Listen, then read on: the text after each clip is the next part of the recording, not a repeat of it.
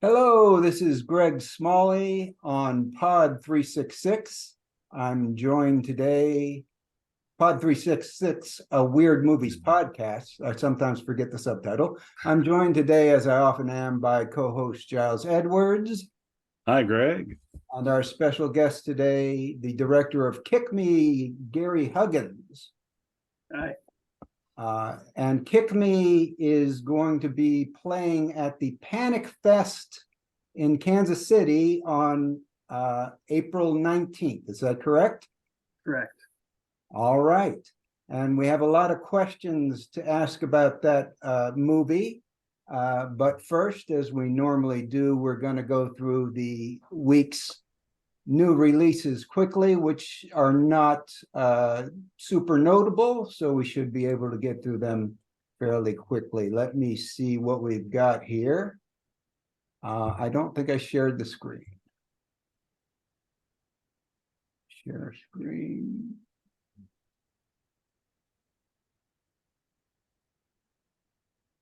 There we go. Can you see the still? Oh, yeah. Okay, well, this is a movie that's getting a surprise re-release to theaters, some theaters, mostly Alamo Draft Houses, but a few other repertory type theaters. It's Doom Generation from, I believe, 1994. Gregg Araki. It's a nihilistic teen road movie. It was 1995. Nihilistic teen road movie with a pretty good performance by Rose McGowan there in the center and her two companions. It was a movie that was pretty controversial because of its sexual and violent content, and especially being enacted by amoral teenage characters. It was cut up a lot, cut up to get released into theaters, cut up further on video, and the director Gregg Araki kind of disavowed and disassociated himself from the movie for a while because of all the cuts. But now he's gotten back the rights to it and reinserted all the naughty bits, which there were plenty of naughty bits in it already, but even naughtier bits, I guess, and is re-releasing it, and it'll probably be out on Blu-ray in the uncut director's version soon after. I saw it, did not like it, not really a fan of the nihilistic teen movie genre. My negative review of it wasn't popular with the film's fans. I'm not a complete Gregg Araki detractor either, because I really think The Mysterious Skin is a magnificent movie, which he didn't write but directed. It's a magnificent movie about the effects of teens, or of sexual abuse and the ongoing effects of that on its characters. But did either of you see this movie? Have any thoughts on it? Interested in seeing the uncut version? Giles? I have not seen the movie. I watched the trailer earlier today, and definitely looked very, very mid-90s, especially when I saw the soundtrack lineup of musicians. I have not read the names Porno for Pyros or MC 900 Foot Jesus in quite a while. It looked very much as you described it just now. I was intrigued by like a slide between, some of the scenes. It's like calling it like a heterosexual film or some strange shout out like that. So I am somewhat curious as to what they're trying to get at with that notice. But this is the kind of thing that if I were assigned to review it, I wouldn't complain, but I would not seek so to do. Well, to answer your question, Araki was known for being a member of the new queer cinema movement at the time. So the fact that this was not entirely heterosexual because there is a threesome there, but it They did spend some time on that in the trailer. but all of it, his other some of his other movies have are heterosexual content. They're not strictly gay movies. And Gary, you said you hadn't seen it? No. Okay. Well, anybody who wants to and lives in a town where that's playing can see it. But let's go to the next one. This is coming out on Blu-ray from, I believe it's from Kino. Again, it doesn't say on this cover. It's Keane, presented by Steven Soderbergh, filmed by Lodge Kerrigan. Very highly acclaimed film. I didn't see it, didn't review it. It was reviewed for our site by Pamela DeGraff way back when, a decade ago, and she recommended it. It's about a mentally ill man whose daughter was abducted, and years later, he still hasn't gotten over it. He wanders around the Port Authority where she disappeared looking for it. It's all shot in a very small section of New York. He runs into I believe, an unwed mother with a girl about the age of his abducted daughter and becomes obsessed with them, and maybe getting a little creepy. It's another character that's sort of like the one in Lodge Kerrigan's first film, Clean Shaven, who's a schizophrenic, and that movie is one of the maybe best depictions of schizophrenia on film I've ever seen, where they have like voices, of his interior monologue intruding on the scene, and it really disorients you, and you're not sure if the character, you both pity the character and are terribly afraid of him because he might be a murderer. Yeah. So this is getting a Blu-ray release. I would have been the kind of thing I thought Criterion would have picked up. They didn't. Any thoughts on this, guys? I did see this one, and I remember the style more than anything about it, and it just at the time felt like it was the same ground as Clean Shaven, but with a lot more editing. The most interesting thing about it was at the time was that Steven Soderbergh had recut it and presented an alternate cut on the original DVD release. I wonder if it's on this one. Apparently, Kerrigan sent him a cut, and Soderbergh, who was on a set, responded by spending like an hour cutting 15 minutes out of the movie and then presenting that new cut to Kerrigan, who didn't care for it. But it's a totally different movie, and it would be a pretty fascinating class. Just run those side by side and show what editing can do.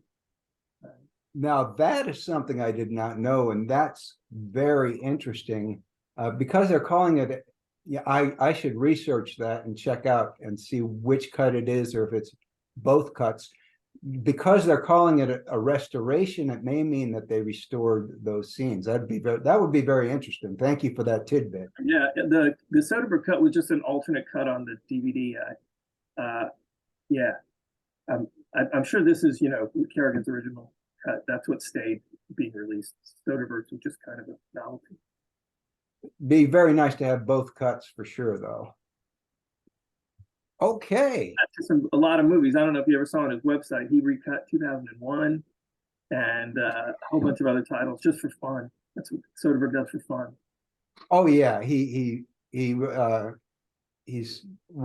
think he finally did recut Kafka. He was saying he was going to recut that. Oh yeah. Giles, did you have anything to say about Keane, or did we cover I saw the trailer, and what Gary said about a lot of editing is what stuck by me. I've actually seen Clean Shaven.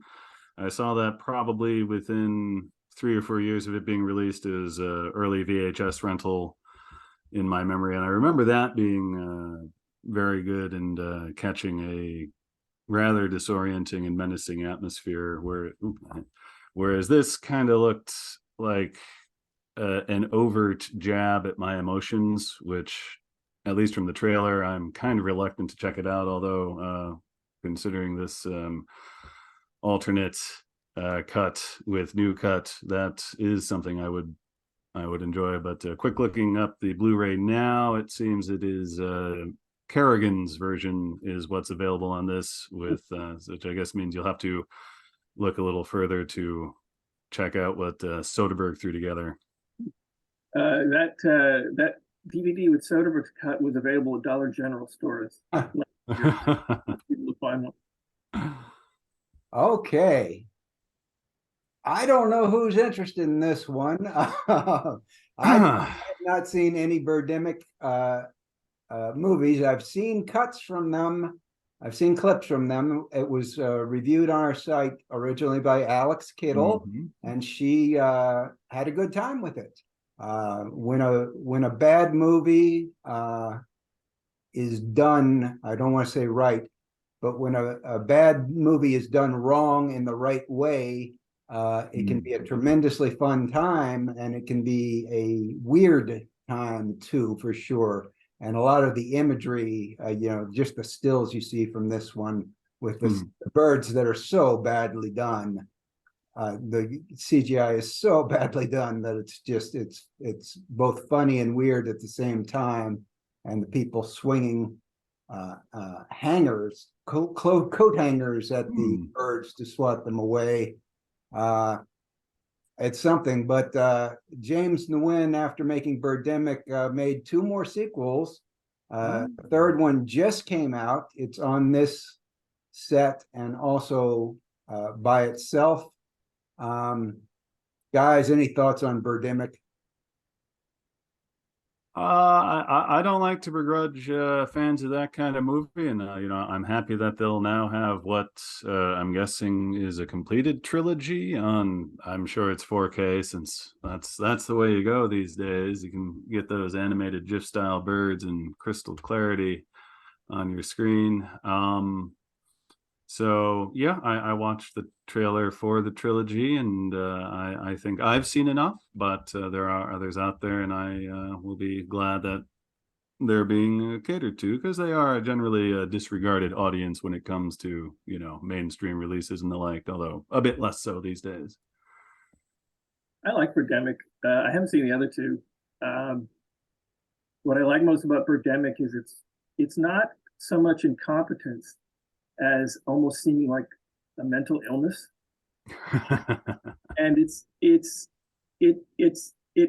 able to plant that mental illness in the brains of the viewer in a way that, like a good movie like Taxi Driver, for example, can plant Scorsese's image of the world in your head. So when you walk out of the movie, you're seeing the world through his eyes. Birdemic does that too, but from a really screwed up, badly brain. And that's what makes it interesting. It's not just incompetent. It's a whole other disjointed way of thinking that has been, with enough competence to able to put it on video and get it out there. It's kind of amazing in that way. There's only a few filmmakers that are able to do that. Tommy Wiseau with The Room, and Wiseau, and who's that guy that makes the sort of spiritual? He's got a very Gary Shandling face. Anyway, Neil Breen, I imagine. Neil Breen, he's the master of it. This is along those lines. And that's where the movies become not just the so bad they're good movies, but the weird movies, because they're done from an outsider perspective, and they, like you say, they give you that sense of being in somebody else's head who thinks about the world so differently. Yeah, I gotta say I'm impressed, because I just looked up the director's past works, and none of his 5 features are rated above 1.7 out of 10 on IMDb, and that is really difficult to do because you can always get those rogue 3 to 4s that are just crummy, but staying consistently below 2 is nothing short of amazing. That's a kind of aesthetic, Yeah, and it looks like there's a 4th one coming. Oh no! Oh, well. I know. Yeah. Okay, well, anyway, now I feel better about Birdemic, and now I probably want to take some time to see it. Okay, but let's go on to this last one. So Warner Brothers is celebrating its 100th anniversary, and they've put out 4 sets of 25 film Blu-rays each, kind of grab bags. There's loose themes to them. Volume 1 is award winners, which I think are mostly both Best Picture winners. Volume 2 is comedies, dramas, and musicals, and those 2 sets are not so interesting to us. Volume 3, which is at the top of our graphic here, is fantasy, action, and adventure, and that includes Pan's Labyrinth is the movie that we have canonized as weird. The 4th set, however, has the most features of interest to us on it. It's thriller, sci-fi, and horror, and included on that set, you have 2001, A Space Odyssey, you have A Clockwork Orange, and you have Natural Born Killers, which is a film I thought Warner Brothers would want to dissociate itself from, but apparently they're still doing it. And you also have, it throws in some movies like The Shining and King Kong. Maltese Falcon. Maltese Falcon. So I'm not sure who is really the market for these grab bag kind of movies, because if you're a serious collector, you probably have a bunch of them. Yeah. Probably a bunch of them you don't want. If you get a good deal on them, they come out to $5 or $6 per Blu-ray. So I guess if you're looking to start a collection of Blu-rays, it may be a good way to go. But I just wanted to mention them, especially since there were 3 certified weird movies on that 4th set. I read up on the little blurb, and my main takeaway was, for some reason, The Devils isn't included in any of these 4, and that's been due for a Blu-ray release for decades now. Interesting that two of the best movies in the last one aren't even Warner Brothers films, King Kong in 2001. Oh yeah, they buy the rights and put them out, right? So the point of that. I think Warner Brothers peaked in 1934. Days from 1931 to 1934. 34 is perfect. After that, well, they had one good thing in 72. which one's that? The Devils. Oh, The Devils. Yeah. They'll never put that out. Apparently. Jeez. I don't know why they won't put out The Devils, but they won't. Yeah. So that took 20 minutes. We still have about 20 minutes to talk about Kick Me now. Giles has seen Kick Me, and so he'll ask some questions. But before he starts, I know, Gary, that you did a interview with, I believe it was Filmmaker Magazine, where you talked about the making of Kick Me, and that's kind of what got me interested in it. And then I met somebody who had worked on the film, and they said it was a film that we would want to check out. So I guess my first question is, when did you start making the movie, and how long did it take to get it to this point, and why? Why did I make it, or why did it take so long? Why did it take so long? Both are good questions. Started planning it in 2011. That's when we started planning the production and the Kickstarter. And then we did a successful Kickstarter in 2012, at the beginning of 2012, and raised $70,000 from that. And then we started shooting. It was supposed to be just one year of production. It was in June or May of 2012 when we shot for that month. And then the next year we came back and shot for like 2 weeks. And then in succeeding years, it was smaller and smaller increments of shooting until like the final years, it was just like going out to a bad neighborhood and shooting a foot or something like that. But basically, I've been working on it from 2011 till basically last week, just kind of wrapped it up then. So long time, too long. Why did it take so long? A lot of terrible things went wrong the first year. Then money, it's a big deal. Trying to make something that big turned out to be so much more difficult and more expensive than I imagine, although of course I should have known that. Everyone always says the same thing. But yeah, that's pretty much it. It just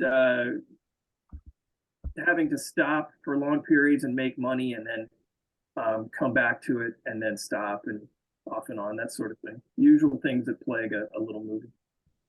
By the way, I didn't give people an idea of the plot, which probably should have done first. Do you want to give a quick plot synopsis?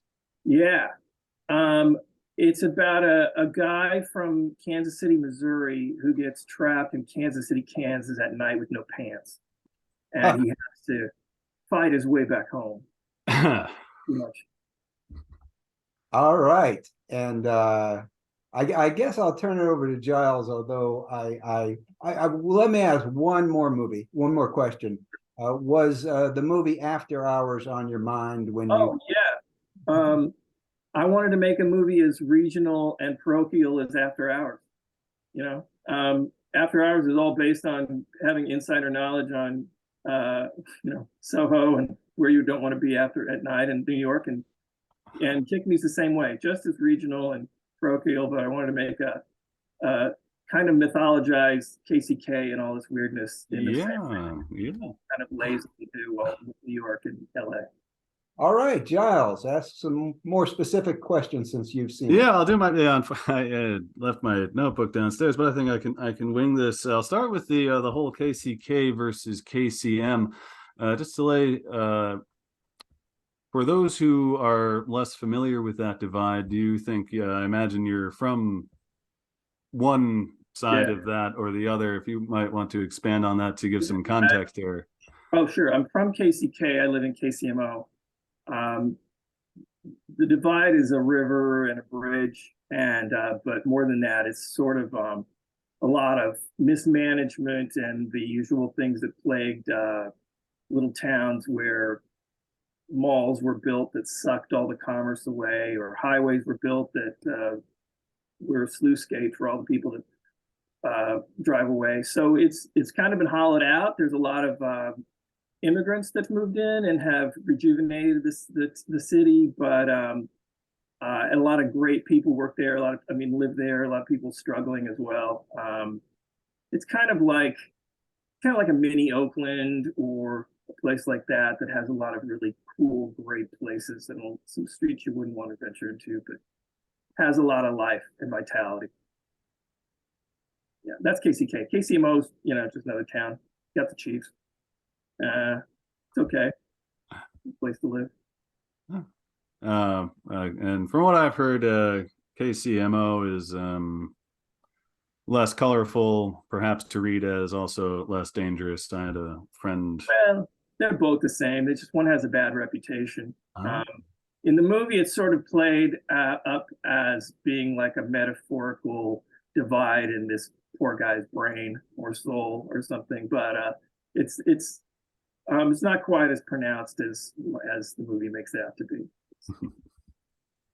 You mentioned that main guy. That is Santiago Vasquez, or as he's almost invariably referred to as Vasquez.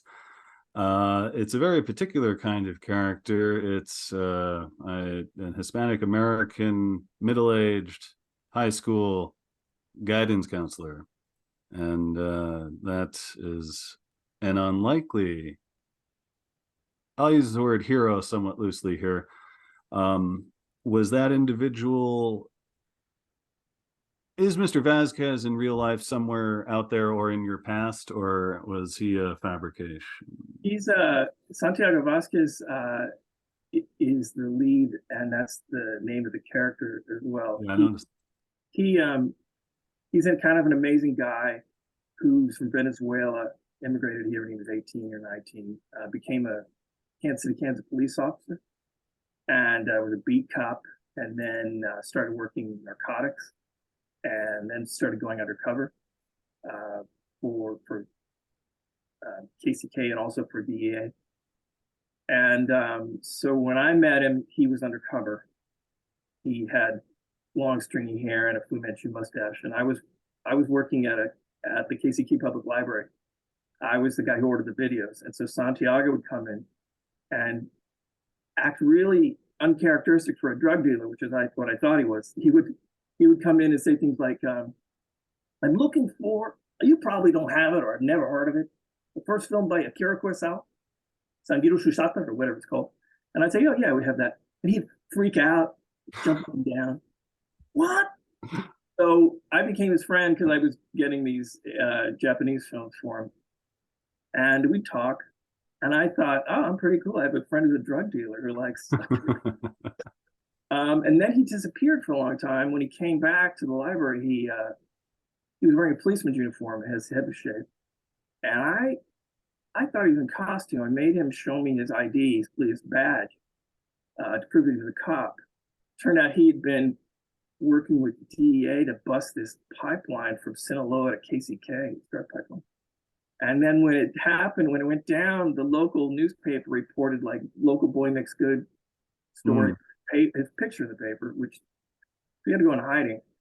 And that's when he disappeared. So he came back. We became friends. And then he was so crazy and amazing that I made a short around him called First Date, and that went to Sundance. And so then he's been acting a little bit since. He was in another short that went to Sundance as well, called Grass Grows Green or something. And so yeah, so then we've been plotting a feature since then, and finally did it. Oh, okay. Well, I guess also as someone who would be going undercover, must be a good actor. Certainly exhibited in this picture, I would not have guessed a law enforcement background for considering the many what's the word I'm looking for? Troubled reactions he has to this string of horrible things that happened to him. One thing that occurred to me while watching it, and has been reinforced now, having heard just what this guy is, I'd almost want to see another, not to force you through another 12 years of terrible setbacks, but another version of this movie with him going through the exact same things, but handling it all, shall we say, in a tough as nails, or at least calm kind of way, because I could see that being another direction it could go tonally. You should take a look at the short. In that one, he's a very strong and aggressive sleazebag, and you'll be able to appreciate the range that he brought to Kick Me, where he plays a weakling. Okay, because looking at the plot synopsis for First Date on IMDb, an ex-con will stop at nothing to keep a date with the underage boy he met online. So that's a hats off to you for such an opening salvo, certainly. And but yeah, Santiago Vasquez was absolutely fascinating to observe, with all the little ticks and mannerisms that I'm guessing any number of them he might have ported over from past roles or what you may have told him. What made you want to convert this undercover tough guy cop into a guidance counselor for? Because that's a major theme in the movie, is the guidance counselor sort of way, if you will. Right. Yeah. He's always trying to fix things and making them worse in the process. And when there's someone he actually can help, he tends to run away. I don't know. I guess that was maybe an inside joke. If you know what a badass Santiago is, there's something very funny in him playing a milquetoast. But I also thought there might be him with his martial arts background, and then finally at the end, sort of like kicking some ass, like that you'd get a little more satisfaction of it. Yeah, there was a lot of build to the whole martial arts thing, starting, I think, with almost the opening scene, and yes, the snowballing disappointment until the climax, where I was like, oh, okay. That's his dojo in the film. He's actually a martial arts master, Santiago. He's an instructor, multiple black belts. Okay, so that's the most colorful, the protagonists there. The sleazebag Blitz also stands out with his odd family structure. I was reminded with him and sort of the movie in general, I don't know, I think there's a film that came out, called Kill 66, another sort of evening journey of this guy through horrible situations, or even come to daddy in whatever this genre is. Kick Me fits very nicely with the endurance test for the main character. I will maybe sort of spoil it here in that, hey, he gets done what he needs to get done by the end of the film. Was he at any point in the script writing process just completely doomed? Because I could see that being a temptation as well. No, that was always the ending, but then we did shoot a coda where he adopts Litz, who now has brain damage. And again, not to give a spoiler, but that's not in the movie, so it's not really spoiled. So he always lived, but what happened afterward was always up in the air. Okay. And there's a running, well, I guess limping visual motif. The three-legged dogs that are found throughout most of the movie, one in particular, is that a Kansas City, Kansas thing, or is a different inspiration for that? It is a KCK thing. When we were shooting the first short we made, First Date, on the streets of KCK, we kept running into packs of three-legged dogs. Okay. Santiago clued me in that this was a known thing. For some reason they found each other and hung out, and we ran into a few. So that's real. Okay, yeah, because yeah, especially when you got to the group of them in the derelict mall, going with the Urban Decay inspiration that you mentioned there. With I mean, this is no criticism, but one of the most throwaway scenes I've encountered in a movie. Obviously, you need to continue this guidance counselor's epic struggle through that evening, and any number of things can happen. But the tragic fate of a guy with 2.5 lines, and then to have that punctuated at the end with a pun in the credits, I thought was. You're the only person that's ever caught that. Was that? You're the only person that has caught that. Oh, well, see, I very briefly thought, well, I was like, oh no, oh wait, no, that's a joke. Because yes, there's a guy in the mall with a pack of three-legged dogs, not at all plot significant, that is unable to die and is definitely very open viscerally. Leave pun unsaid so people can hunt. Oh yeah, I'm not going to deliver the punchline there. But it was like, okay, I was a little like, oh, okay, that's kind of gratuitous, but I will endure anything for a good pun setup there. So for that reason alone, I am pleased to have had to witness what was going on with that guy. It was a lot more intricate originally, but it was more than him coming and finding that guy who was a victim of Blitz, the bad guy, and then not being and again somebody who needed help and him responding by running away. It was a way more intricate scene, but we got in that mall and discovered it was about 100 degrees and there was black mold everywhere. So we were like, what if he finds the guy and then runs? That's it. That's enough. So we cut it down for our own health and safety. Well, I can't blame you for that. We're running a little bit short on time. We got about 4.5 minutes, but let's ask you it's coming up screening at Panic Fest, and what's happening with Kick Me after that? It's going to be at Fantaspoa in Brazil in April, and it has a Japanese distribution, so it'll be theatrically distributed in Japan, and but I'm not sure when that's going to happen. And it's starting to get sold in Europe, but no U.S. distribution just yet. So weirdly, for a small micro-budget regional film, it'll be available everywhere in the world except the United States and Kansas City. Well, hopefully soon. Yeah, it'll be in the United States. And then, do you have a follow-up project? I'm just writing it, but we'll see. I don't know if I'll even live long enough to make another one. That one took 10. Who knows how long it'll take? I'll be decrepit by the time. With what you learned from the last one, maybe you can make it in like 7 years. That is Yeah. great. That's, you know, it's entirely possible. I hope that I can grow in that way. I do wonder, just real quickly, did the, since it was 10 years and you did reshoots, did the character of the city change as you were going through it, or? Not really. People gained weight, a lot of weight, but audiences don't seem to feel like there's any gaps or clues that it took that long. It feels pretty cohesive. So Yeah. It felt like a long night, but yeah, medium. What do you think?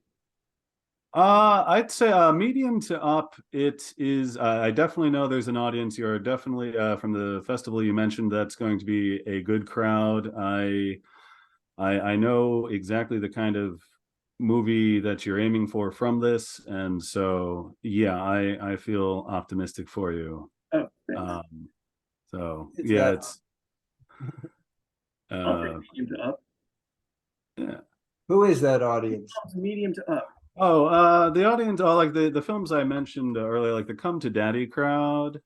You know, the endurance porn. I don't know. It's sort of, it's like, you know, because there's definitely a lot of violence in this movie and a lot of unpleasant things happening, and you have to be able to handle that. And then there's that wonderful subset of people who seek that out for their character to have them go through as much, if not more, than what Santiago Vazquez endures. Okay, well, quickly, Gary, can you give us a hometown restaurant recommendation? A hometown restaurant recommendation. Kansas City, Kansas is filled with Mexican restaurants. Basically, just you can start at one end of the town and go to the next end. Each one is going to be great. So the whole city, I would say, Mexican food. Kansas City, Was that Hanson, you said? Kansas City, Kansas, and tacos. Anywhere you can go in Kansas City, Kansas for street tacos is going to be great. Okay. We always ask everybody, and I have a running list, which I forget to update, of restaurant recommendations from dozens of directors and actors and so forth. So we're going to add that there. We're about to run out of time. One thing I do want to mention is for anybody who's listening, watching on YouTube, we're going to have a screening of a movie called Plan 9 from AliExpress Saturday night at 10:15 on our Discord channel, which you can find via the website, via our Facebook, our Twitter. No easy link to Discord. Maybe you can find it with a search, but that is a sort of a premiere. They gave us permission. It's a Russian movie. They gave us permission to screen it, and so we're going to do so. And with that, thank you, Gary, for being here. Yeah, thanks, Gary. Good to find out about this this thing I saw this morning. And good luck with the film. And Yeah. we'll